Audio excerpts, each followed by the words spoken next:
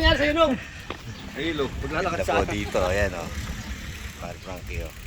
Ha? Ha? Ha? Ano ko dyan? Saan? Iwan ko yung Ito. bike. Oo. Ito, ano mo ah.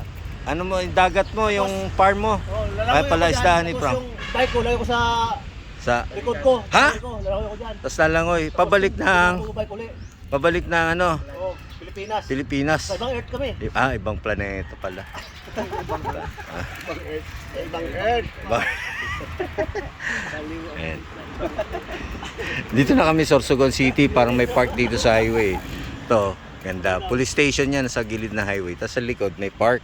Tatuwa kami ng mga pulis. Ayan nila, Hangang-hanga sa naipag-picture taking po sa amin yung mga ano natin, ang kagawad ng ano tawag dyan? Ng kagawad ng mga pangkapayapaan. Mga pulis natin dito sa Sorsogon City, ang mabait po nila. So, winelcome po kami at nagpa-picture po sila dyan sa harap ng police station. Ayan. Tapos dito, park, parang ano, ang ganda ng damo. Grabe.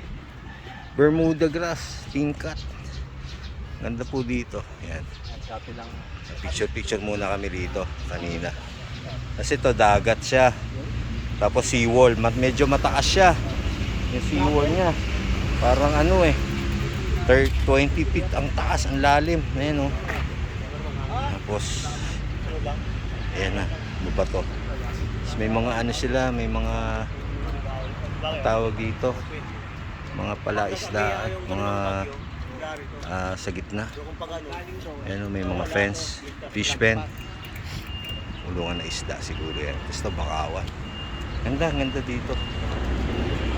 Gabi daw marami daw tao dito. Sila ninong sila yan. Ayan.